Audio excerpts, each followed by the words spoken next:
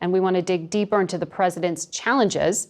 A Gallup poll out this week has his approval at 43%, which is the lowest in his presidency. Who other would we turn to then? Chief political analyst John Dickerson, who joins us this morning from New York. John, how are you? Good morning, Margaret. I'm well. So Democrats have control here. We knew, as we were just speaking about with the Congresswoman, that there are some disagreements within the party itself. How does the president solve this? Well, he solves it by convincing the party to do as much as it can, given the tight political realities. The Congresswoman mentioned them. They are those narrow margins in Congress, and they need to do this because failure would be worse. Congresswoman Jayapal gave the progressive view. She represents the progressives. The other side is represented by Terry McAuliffe. He'd like to be governor again in Virginia.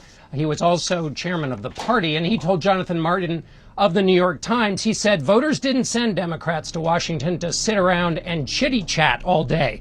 They need to get this done. He was talking about infrastructure, a host of policies he thinks are important, but he's also making a political case. His argument is the districts that are battlegrounds in the next election and the states that have a more diverse electorate. It's not packed full of progressives, and that Democrats need to appeal to that more diverse electorate.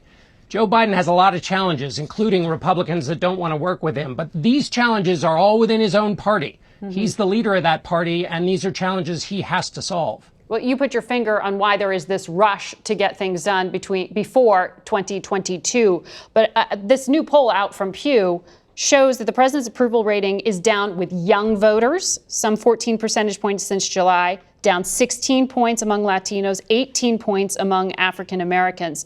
These groups really help deliver the White House to President Biden. So how can he deal with anger among these particular parts of the electorate? You know, when you go to a political rally and somebody shouts into a bullhorn, "What do we want?" Nobody shouts back, "Incremental progress." The people who turn out in midterm elections, Terry McAuliffe has his view. He says it's a more diverse electorate. What progressives will say is in midterm elections, the people who turn out are your most ardent supporters. And those are the people who really care at a human level about these programs. The Congresswoman was just talking about them. They see the human cost of not having child care paid for or not having a good start in pre-kindergarten.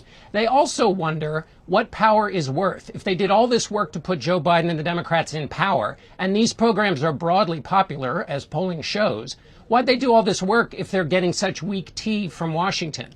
And so this is also a challenge for the president. Even if he can get some things passed, he has to worry about those progressives. He needs to be out there working hard. And so one of the challenges will be, even if something gets passed, how the president and the party sort of bind up their own bruises and convince progressives that they got as much as they could and that they should keep fighting.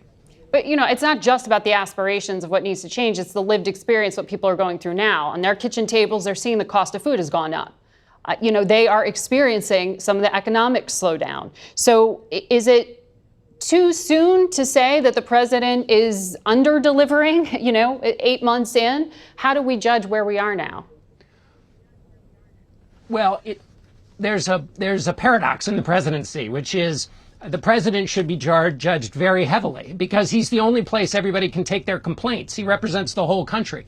And so he should get the pressure of this because it has a political benefit. It motivates his team. It focuses the mind. On the other hand, this president, like all presidents, inherited a whole host of challenges. And so we need to be smart about how we see where those challenges are coming from. Not all of them are coming from the presidency. John Dickerson, always great to chat with you. Thank you.